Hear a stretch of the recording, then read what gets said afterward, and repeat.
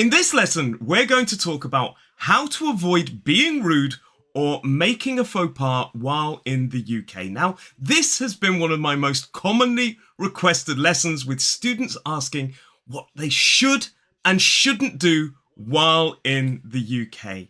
Now, I am a British English teacher. I was born in England and my wife is from Brazil, and we actually worked together talking about her observations as well to create a list of 7 essential tips and lots of extra curiosities that will help you navigate social situations with ease and confidence. Now, if you don't know what I mean by a faux pas, what it actually means is it's a French borrowed expression, and it refers to a situation where you say something or do something which creates quite an awkward moment. So if you make a faux pas, you basically do or say something that creates an awkward situation. Like, for example, if you called your wife by the wrong name during dinner, well, that would be a big faux pas. Tip number 1 is mind your P's and Q's. So P's and Q's basically refers to pleases and thank yous.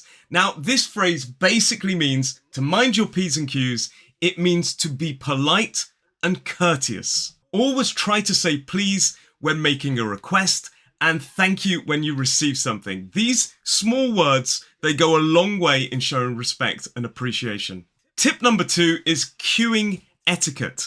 In the UK, people take queuing very, very seriously. It feels like British people love to stand in a line and wait for things. So my advice to you here is, if you see a queue or a line of people, always stand in that line. Don't jump the queue and wait for your turn patiently.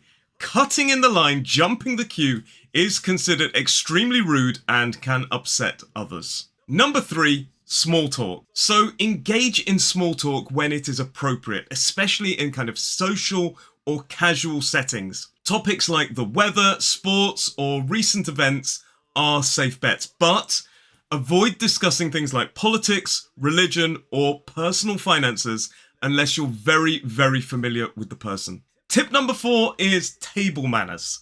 Now, when dining, keep your elbows off the table and chew with your mouth closed. So in other words, don't. And wait for everyone to be served before you start eating. So if you're in a restaurant and your food comes first, wait patiently unless the others say, no, please start without us. And also remember to hold your fork in your left hand and your knife in your right hand. That was a tip sponsored by my wife. And another big no-no is burping. Do not burp or belch at the table. It is really bad manners. If something does happen, just say, oh, excuse me, or sorry. Tip number 5 is personal space. Respect people's personal space. Now, the British generally prefer to keep a distance of about an arm's length while talking to others. Now, this can be pretty difficult in London, especially down in the tube. I understand it completely, but we're talking on a social level. If you're meeting somebody in a party, just keep a bit of distance, and also avoid hugging or touching someone unless you know them well or it feels appropriate. Tip number 6 is a big one. Punctuality. Being on time is very important in the UK. Now, if you're meeting somebody or if you have an appointment, for example, at the doctor's, aim to arrive a few minutes early. Now, if you're running late, always inform the person as soon as possible. So call the doctors, let them know that the bus is late or that you're stuck in traffic. Or if you're meeting a friend, send them a text and apologize. Say sorry. And that brings us on to tip number 7, which is apologizing. The British are known for apologizing frequently. If you bump into somebody or even someone bumps into you, it's common to say sorry. It's kind of a way of being polite and acknowledging the situation. So on the tube, if you kind of bump into somebody, just say, oh, sorry. Or if you're walking through the streets of London, sorry. And you can say sorry even if you're the one that got hit. Because it's like, sorry? Acknowledge. Way of acknowledging the situation. And talking a bit more about sorry, instead of saying something like, what, if you don't hear something, like, for example, what? People here tend to say sorry or pardon to acknowledge the fact that they didn't understand what the other person said.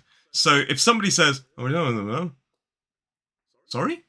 And another thing, if you sneeze, you say, oh, excuse me. And if somebody else sneezes, it is common to say, bless you. Now, while the word bless is quite commonly related to religion, and the expression, the origin of bless you is fascinating, these days it's not really connected to religion, and it's just a polite thing to say if somebody sneezes. Achoo! Oh, bless you. So now let's look at some behaviors that might be different from what you're used to in other countries. And the first one is gestures.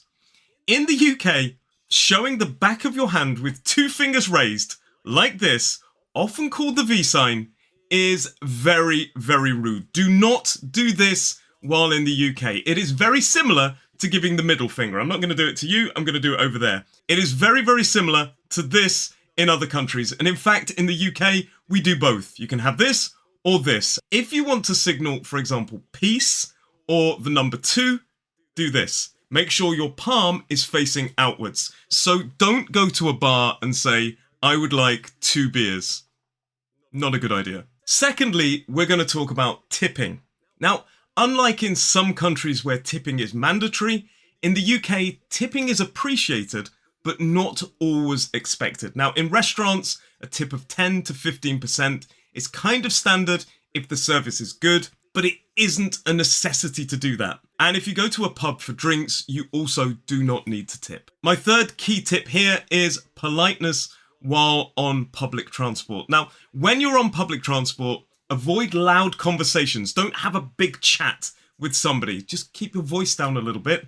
Or don't play music without headphones. Nobody needs to listen to what you're listening to. And by the way, always offer your seat to elderly people like me, no, a little bit older, pregnant women, or those with disabilities. Another important aspect of politeness in the UK is how you phrase your requests. So let's look at the different levels of politeness using the example of asking someone to open a door.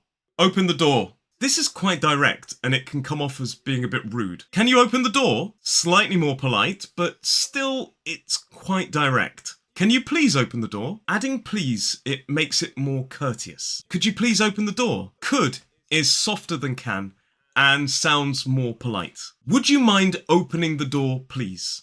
This is very polite and considerate.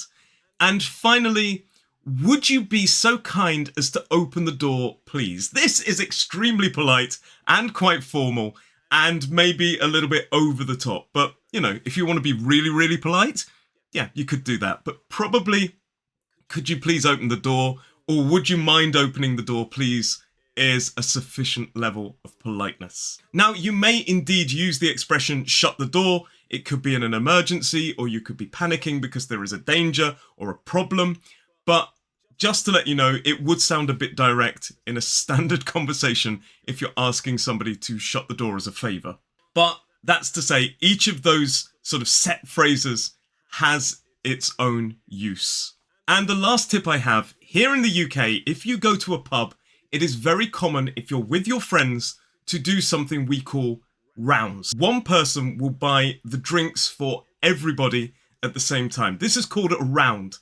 And if you buy a round, then the next person will buy a round of drinks. So if there's 4 of you, person 1 will buy them first for the 4, person 2 will buy them second for the 4. So you'll end up with 4 drinks, but you buy in turn. Now, it is considered very rude to not buy rounds, to never buy rounds. Now, for example, sometimes you may go out and people only want 3 drinks, so you promise to buy a round next time.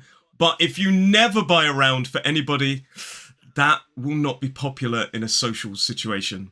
Because people don't always want to be paying for your drinks without you offering to pay for a round as well. And there you have it. 7 tips to help you avoid being rude and to help you be more polite while here in the UK, plus a few unique cultural differences and levels of politeness to keep in mind. By following these guidelines, these tips, you'll find it much easier to fit in and make a good impression. Thank you very much for watching. If you found this video helpful, please do give it a like, subscribe to the channel, and hit the notification bell so you never miss another lesson. But from me today, all I want to say is thank you very much, and I'll see you in the next lesson.